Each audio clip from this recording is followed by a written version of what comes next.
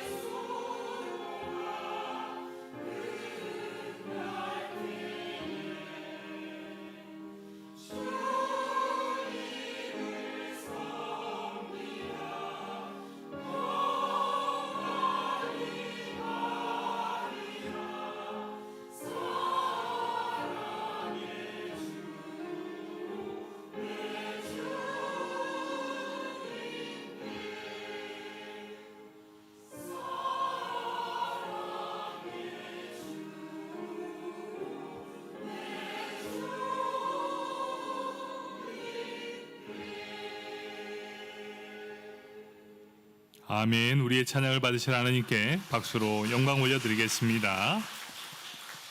우리 오늘 성가대 우리 두 분의 솔리스트가 있었네요. 우리 두 분 더욱 힘내라고 너무 은혜로웠습니다. 우리 감사와 격려의 박수 하겠습니다. 감사합니다. 우리 빌립보서 3장 1절 한 절 말씀, 기쁨이란 무엇입니까? 라는 제목을 가지고 함께 은혜를 나누도록 하겠습니다. 우리 말씀을 듣기 전에 우리 옆 사람 바라보면서 이렇게 인사하도록 하겠습니다. 당신이 행복하길 바랍니다.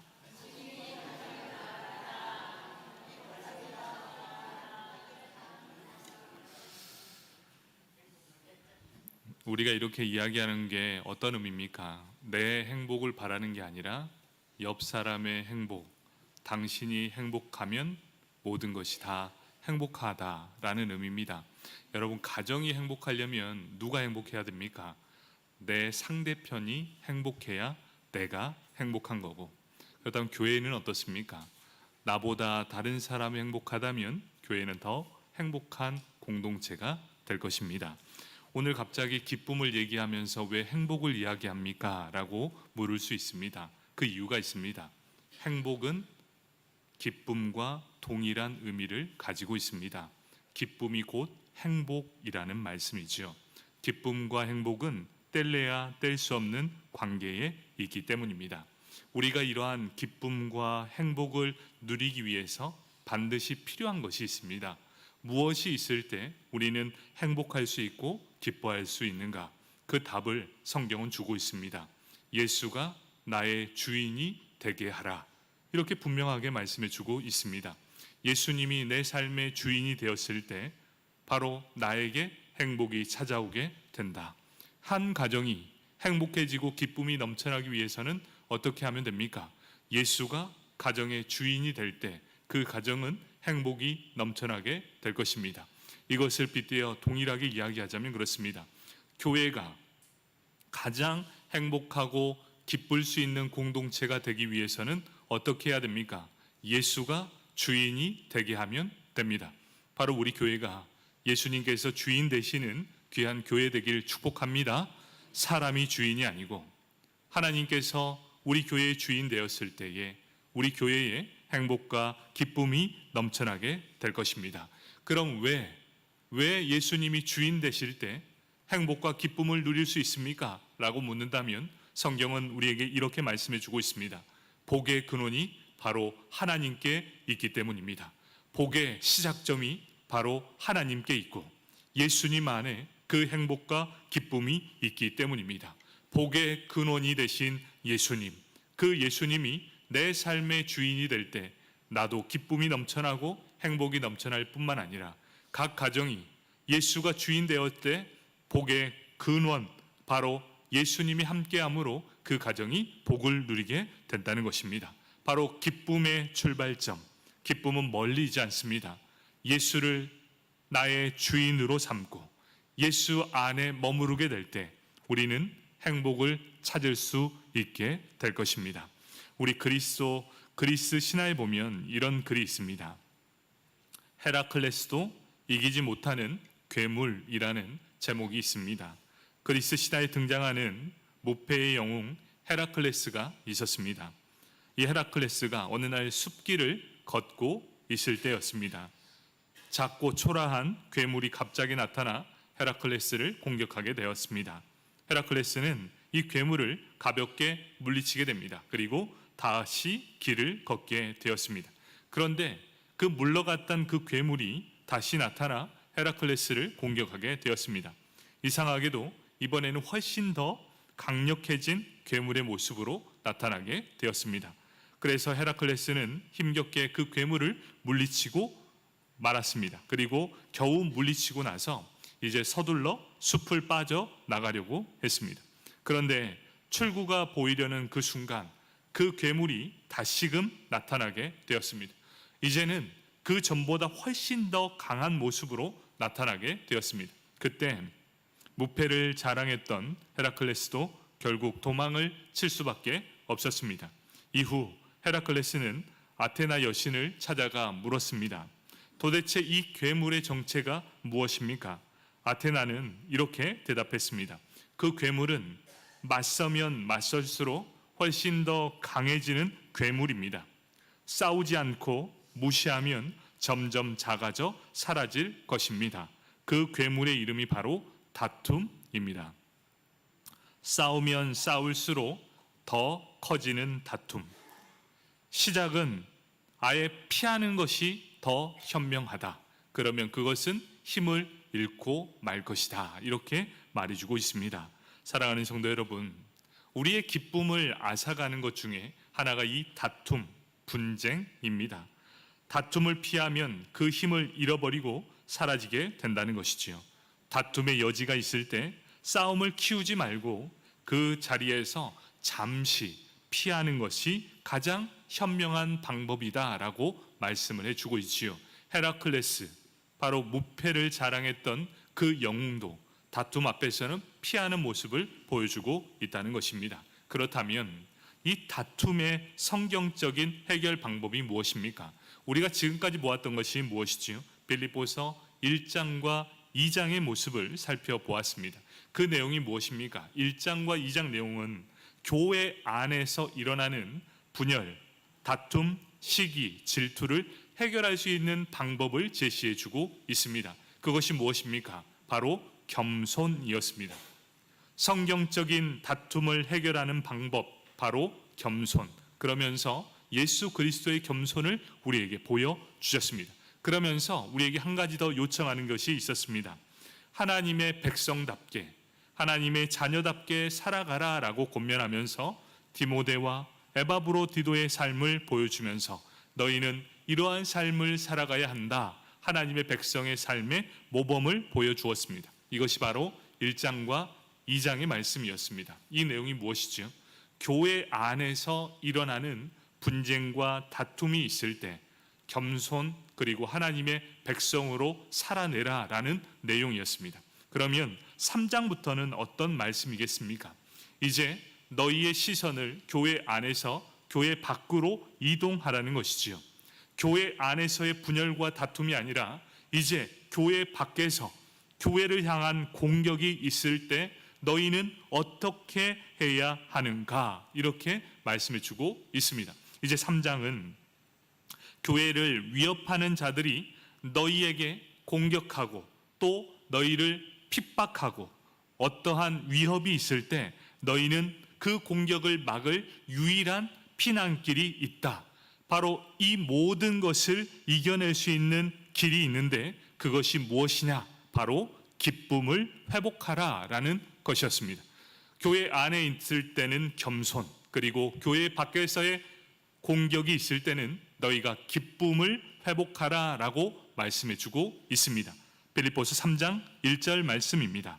끝으로 나의 형제들아, 주 안에서 기뻐하라. 너희에게 같은 말을 쓰는 것이 내게는 수고로움이 없고 너희 안에는 안전하니라. 아멘. 여기에서 등장하는 끝으로 라는 단어에 주목해 주시길 바랍니다. 여기에서 보면 빌립보서의 결론을 말하는 것이 아닙니다. 이 말은 어떤 의미입니까?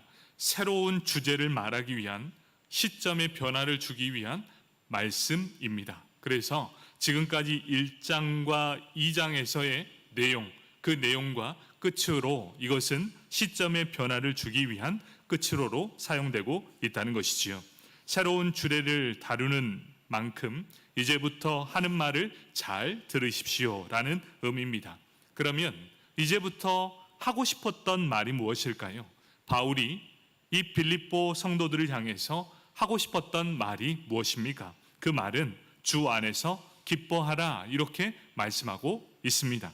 바울은 기뻐하라는 말을 빌립보서에서 16번이나 사용하고 있고 강조하고 있습니다. 그래서 우리는 빌립보서를 기쁨의 서신이라고 말하고 있습니다. 바울에게 있어서 기쁨의 근원이 무엇이었습니까? 인간적으로 보면 기뻐할 만한 조건이 단 한 가지도 없었습니다.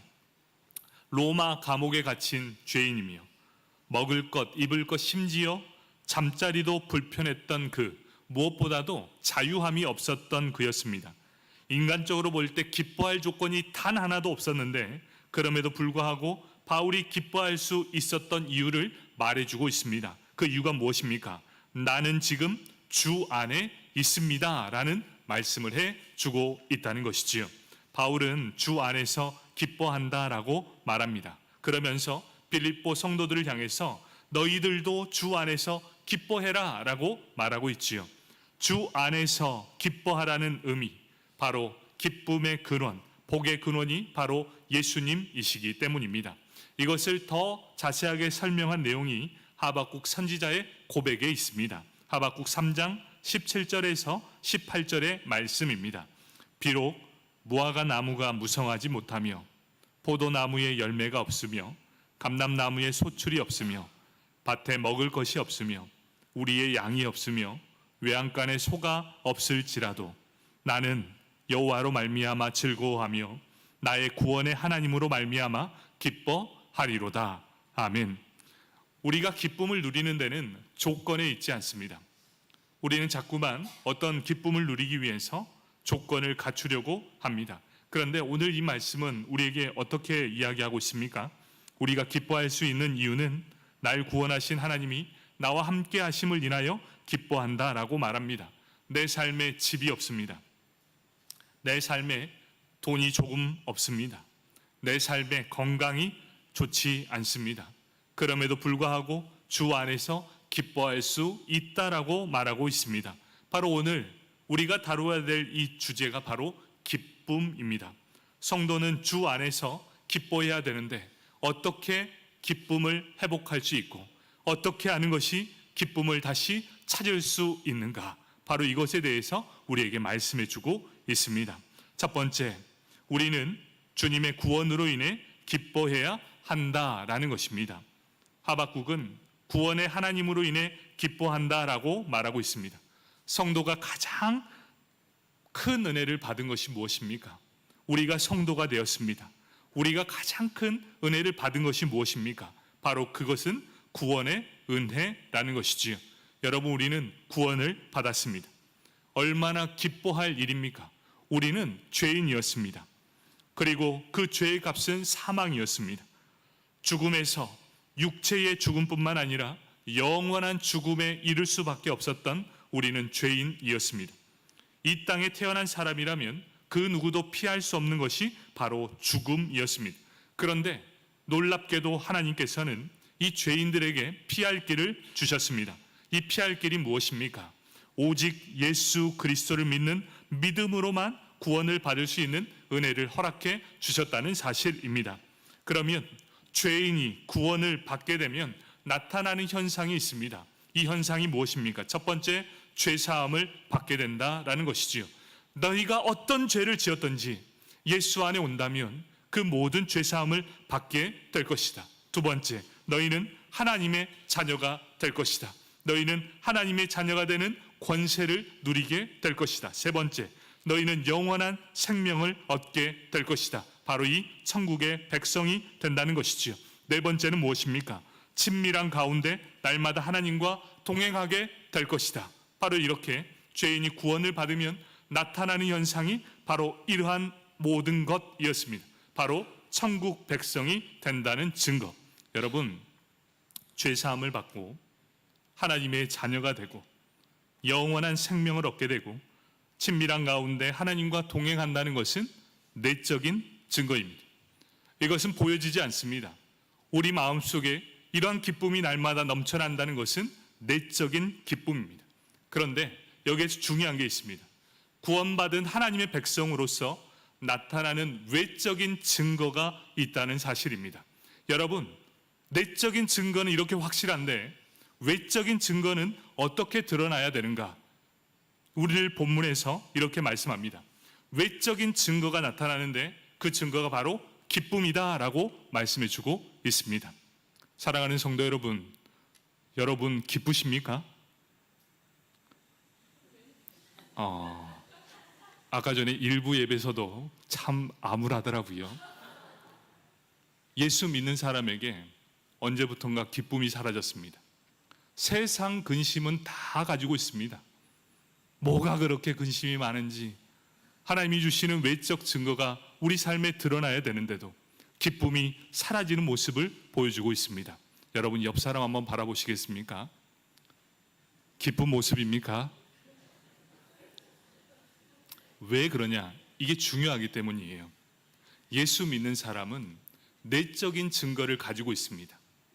그러면 이 내적인 증거를 보여줄 수는 없지만 외적인 증거로 기쁨을 회복한 사람은 그 기쁨을 보여줄 수 있다는 것이지요. 즐거움이 넘치고 행복한 삶을 살아갈 수 있습니다. 그래서 저 사람은 아무것도 가진 것이 없는데 행복해하고, 저 사람은 몸이 아픈데도 불구하고 기뻐하고, 저 사람은 아무것도 가진 것이 없는데 나누면서 기뻐하는 그 모습을 바라보면서 세상 사람들이 묻습니다. 당신은 무엇 때문에 이렇게 기쁘십니까? 라고 물었을 때 우리는 담대하게 얘기할 수 있어야 합니다.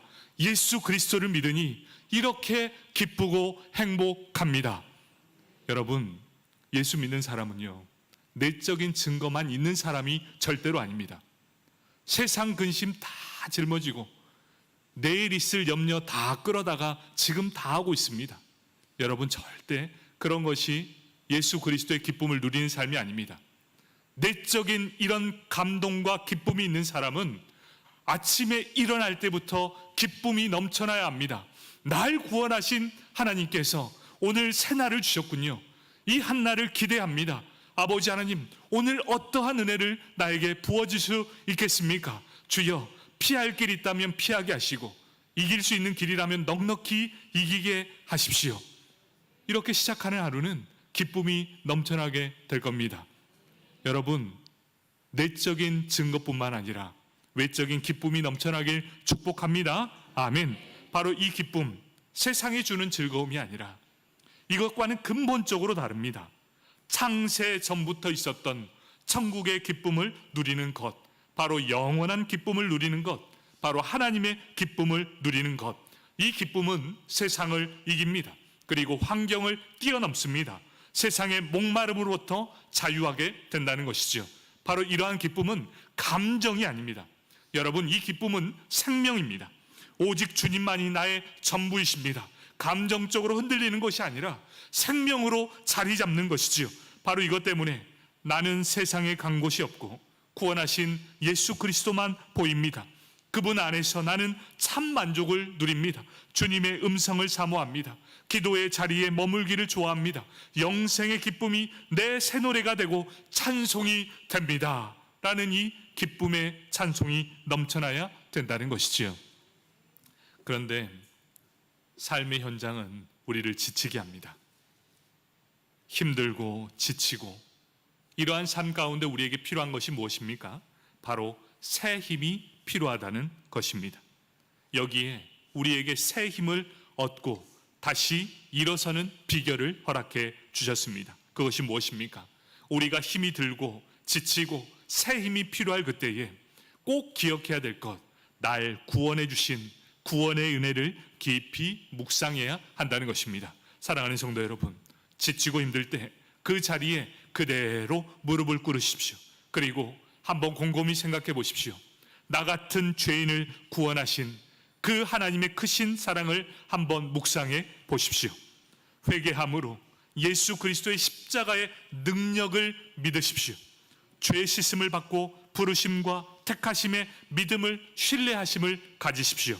그리고 우리 하나님은 은혜와 긍휼이 풍성하심을 믿으셔야 합니다. 우리 하나님은 우리가 어떠한 상태이든지 사랑의 품 안에 안아주시고 잃어버린 구원의 기쁨을 다시 회복시켜 주실 것입니다. 시편 51편 12절 말씀, 주의 구원의 즐거움을 내게 회복시켜 주시고 자원하는 심령을 주사 나를 붙드소서. 주의 구원의 즐거움을 내게 회복시켜 주십시오. 이것이 바로 이 시편 기자의 간절한 소망이었습니다. 힘이 들고 외롭고 지치고 힘들 때 주의 구원의 즐거움이 다시금 내 삶에 회복시켜 주십시오. 바로 이 말이에요. 이 말은 무엇입니까? 예배드리는 우리 모든 성도님들이 다시금 구원의 기쁨을 회복하길 축복합니다. 구원의 감격을 회복하길 축복합니다. 바로 그것만으로도 충분히 기뻐할 수 있다는 사실이죠. 여러분, 우리는 생명을 가지고 있습니다. 생명이신 예수 그리스도, 바로 그것이 구원의 기쁨이고 구원의 감격입니다. 여러분, 즐거워하십시오. 기쁨으로 충만하십시오. 그것이 하나님이 원하시는 바로 그것입니다. 두 번째, 주님께서 내 삶의 주인 되심에 기뻐해야 한다는 것입니다.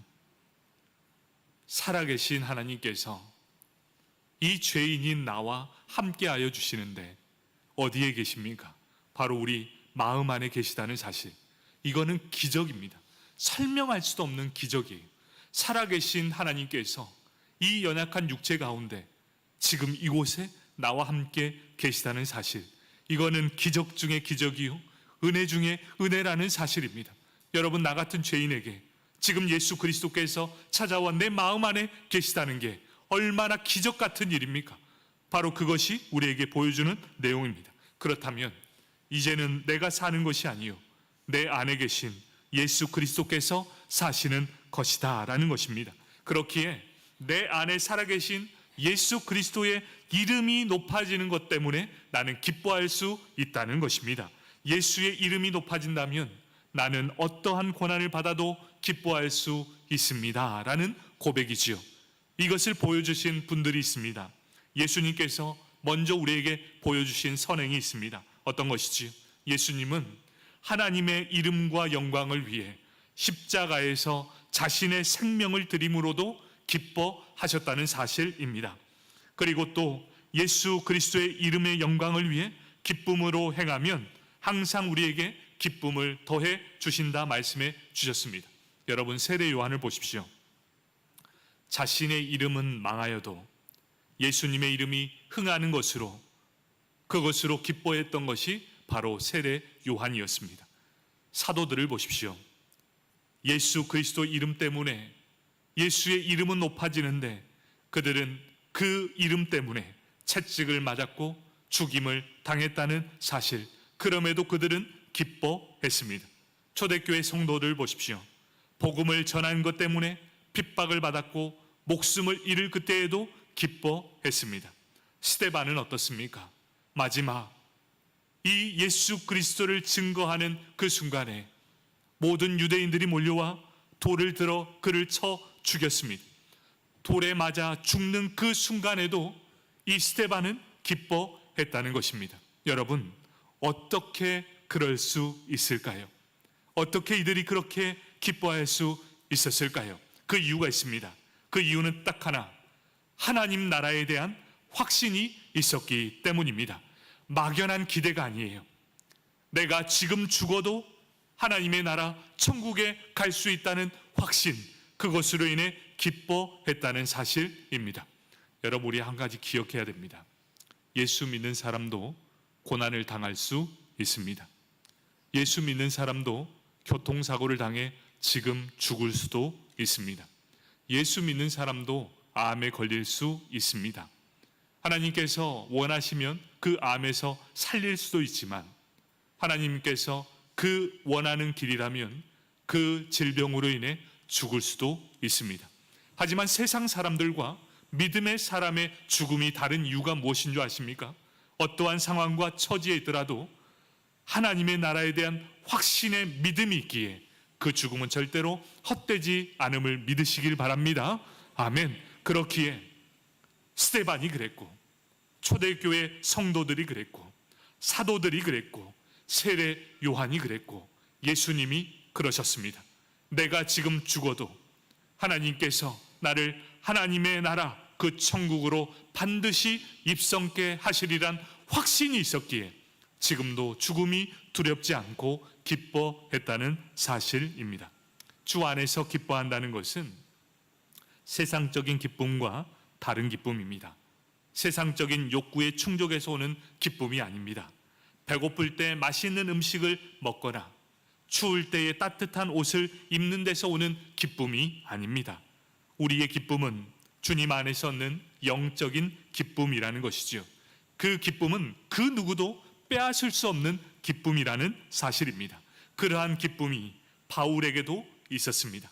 그래서 이 바울은 지금 자신이 어떠한 모욕을 받고 어떠한 처지에 있더라도 예수 그리스도의 이름이 전파되는 것으로 기뻐했고, 내가 만약 그것 때문에 죽는다 할지라도 나는 기쁩니다 라고 선포할 수 있었던 게 바로 바울이었습니다. 우리 세 번째로 살펴보아야 될 것이 바로 이것입니다. 이제 바울이 기쁘게 누렸던 이 모든 것을 우리에게 이 기쁨을 동일하게 누리길 원하고 있다는 것을 명령한다는 것입니다. 너희는 기뻐해라 이렇게 이야기하면서 어떤 의미로 했습니까? 명령형으로 이야기하고 있습니다. 기뻐하라 이렇게 명령하고 있다는 사실입니다. 왜 명령할까요? 여기에서 명령한 이유가 있습니다. 기쁨은 그냥 얻어지는 것이 아니라 훈련을 통해 얻을 수 있기 때문입니다. 기쁨을 그냥 얻을 수 있으면 얼마나 좋겠습니까? 그런데 명령을 합니다. 기뻐하라. 그 이유는 훈련을 통해서만 얻을 수 있는 것이 바로 이 기쁨이기 때문입니다. 여러분, 바울 인생을 한번 보시겠습니까? 바울 인생은 하나님을 위해 살았던 인생이었습니다.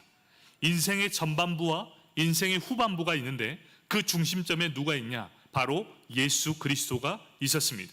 자, 예수 그리스도를 만나기 전을 인생의 전반부로 봅니다. 예수를 만나기 전 그는 어떤 사람이었습니까? 하나님의 율법에 능통한 사람, 세상법에 능통한 사람, 모든 지식과 모든 율법이 머리에 가득 찬 사람, 아주 똑똑한 사람, 그 사람이 바울이었습니다. 세상의 모든 지혜도 다 알았습니다. 그리고 자신이 알고 있던 모든 것들이 이 머릿속에 넘쳐났던 바로 지성의 사람이었습니다. 그런데 인생의 후반전 예수를 만났습니다. 예수를 만난 후 그는 어떻게 되었습니까? 예수님을 아는 사람, 예수님의 성품을 닮아가는 사람으로 변화되었다는 것입니다. 여러분 어떻습니까? 율법의 달인, 세상의 모든 온갖 지혜를 다 가진 사람이 믿음의 사람으로 될 때까지는 어떻게 되어야 되겠습니까? 그냥 이루어집니까? 아니요, 절대 그냥 이루어지지 않습니다. 수많은 연단을 한번 생각해 보십시오. 머리의 지성이 이 가슴으로 내려오는 이 영성으로 회복될 수 있을 때까지 감히 상상도 할 수 없을 만큼 아픔이 있었을 것입니다. 여러분, 이어령 교수를 아십니까? 지성에서 영성으로의 변화한 사람, 그 사람이 어떤 사람인지 여러분 충분히 알고 계실 것입니다. 냉철한 지성의 무신론자, 그가 예수를 믿고 하나님을 위해 살아가겠습니다라고 결단했습니다. 그의 나이 80세가 넘어서 얼마나 수많은 고통을 겪어야만 했겠습니까? 그 한 가지 사건만 다룬다면 그의 딸이 목사가 되었습니다. 그리고 마지막 암투병을 하게 되었습니다. 그리고 너의 생명이 이제 6개월 정도 남았다는 병원의 시한부 판정이 떨어지게 됩니다. 딸은 병원에 가지 않습니다. 그리고 마지막 순간까지 주를 위해 헌신하다, 그렇게 죽는 모습을 보면서 이어령 교수가 물었답니다. 무엇이 너의 그 기쁨이 되었는가? 한마디 했죠. 예수 그리스도입니다. 그러면서 이어령 교수의 마음이 녹아지게 되었고, 그로부터 지성에서 영성으로의 사람이 되게 되었습니다. 바로 여러분, 지성에서 영성으로 이루어진다는 것은 그냥 이루어진 것 같습니다. 여러분 중에 이 안에서 저보다도 훨씬 더 지혜롭고 세상의 지혜, 그리고 말씀의 능력을 가지신 분들이 참 많으실 것입니다. 이제 우리가 해야 될 것이 무엇입니까? 지성이 아니라 이것을 예수 그리스도의 성품을 닮아가는 사람으로 영성으로 회복되시길 축복합니다. 아멘. 바울은 비로소 알게 되었지요. 지성에서의 삶이 아니라 영성으로의 삶이 변화된 상황 속에서 바울은 깨닫게 되었습니다. 세상의 율법은 나를 기쁘게 할 수 없지만 하나님의 귀한 은혜의 성령은 나를 기쁘게 할 수 있다는 사실, 그래서 그는 기뻐할 수 있었습니다. 기쁨이 있을 때 나에게 찾아오는 어떠한 고난도 이겨낼 수 있던 힘이 있다는 사실을 알게 되었습니다. 이 기쁨의 힘이 어떤 힘입니까? 기쁨이 있을 때 창조적인 지혜가 생기게 됩니다. 기쁨이 있을 때 일할 수 있는 능력이 생깁니다. 기쁨이 있을 때 화평이 있게 됩니다. 기쁨이 있을 때 삶의 가치가 달라지게 됩니다. 기쁨이 있을 때 우리의 삶에 나타나는 우울증을 극복할 수 있습니다. 뿐만 아니라 이 기쁨이 있을 때 이 기쁨은 전염성이 있습니다. 바울이 기뻐할 때 감옥문이 열리게 됩니다. 그리고 쇠사슬이 풀어지게 됩니다. 기쁨이 있을 때 빌립보 감옥에 복음이 전파되게 됩니다. 바울만 기뻐하는 것이 아니라 빌립보 전체가 기쁨을 함께 누리게 되었다는 사실입니다. 바울은 기뻐하라고 말하면서 수고로움이 없고 안전하다라고 말하고 있습니다. 바울이 기뻐하라고 반복하는 것은 수고롭게 생각하는 것이 아니었습니다. 기뻐하라는 것이 너무나 중요하기 때문에 계속해서 반복하고 있습니다. 16번. 왜 강조할까요? 그만큼 중요하기 때문입니다. 그리고 언제까지 반복할까요? 실천하기까지 반복해야 한다는 것. 여러분, 기쁨이 생활화 되어야 한다는 것입니다. 말씀을 정리하도록 하겠습니다.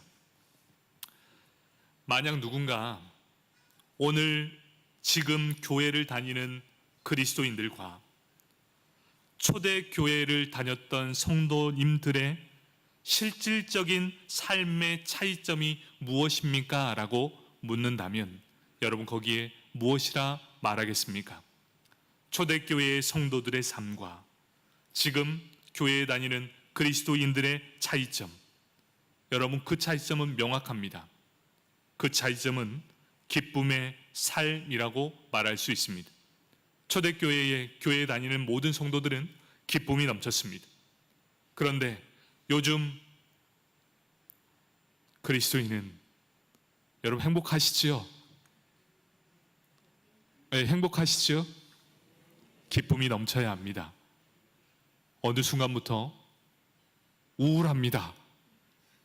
우리 인제 장로교회는 절대 그러면 안 됩니다. 기쁨이 넘쳐나야 한다는 것, 바로 기쁨의 삶이라 할 수 있습니다. 사도행전에서 뿐만 아니라 여러 서신서에서 초대교회 성도들의 삶에서 발견하는 세 가지가 있습니다. 이 세 가지, 첫 번째 기쁨의 삶, 두 번째 즐거움의 삶, 세 번째 감사의 삶. 여러분, 우리 교회가 힘을 잃었던 이유가 무엇인 줄 아십니까? 기쁨이 사라졌고 즐거움이 사라졌고 감사의 삶이 사라졌기 때문입니다. 여러분, 초대교회가 힘이 있었던 이유는 예수 안에서 기뻐하는 삶을 살았고 즐거움이 회복되었을 뿐만 아니라 감사의 삶을 살았기 때문입니다. 바로 우리 교회가 이런 세 가지의 능력이 회복되길 축복합니다. 그렇게 된다면 사도행전 2장에서 초대교회의 모습처럼 성도들이 서로 교제하며 함께 떡을 떼며 함께 기도하며 날마다 마음을 같이하여 성전에 모이기를 힘쓰며 기쁨과 순전한 마음으로 삶을 나눈다는 증인이 바로 우리 교회의 모습이길 축복합니다. 그렇게 될 때 외부에서 아무리 공격해 오더라도 절대로 이겨낼 수 없을 것이다. 바로 그것이 사도 바울이 제시한 기쁨의 삶이었습니다. 우리 인제장로교회 안에 바로 이런 구원받는 하나님의 자녀들 넘쳐나길 축복합니다. 아멘. 기도하겠습니다.